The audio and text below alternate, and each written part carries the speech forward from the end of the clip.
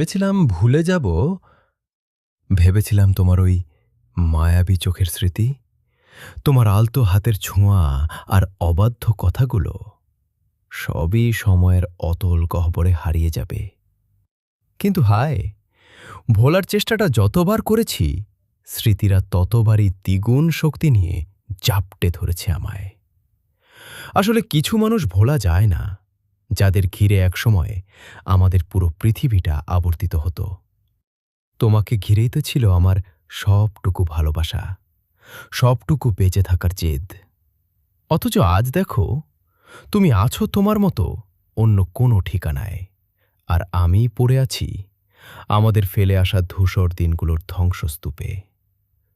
মাঝে মাঝে মাঝরাতে ঘুম ভেঙে গেলে খুব জানতে ইচ্ছে করে, তুমিও কি কখনো ভুলে যাওনি আমায়? নাকি সব স্মৃতি ধুয়ে মুছে তুমিও আজ অন্য কারোর খুব আপন? আমি আজও সেই পুরনো আমিই আছি, শুধু বদলে গেছে আমাদের গল্পটা। আমি আজ একাই কাঁদি, একাই হাসি, আর একাই বয়ে বেড়াই তোমার দেওয়া এই নীল বিষাদের বোঝা।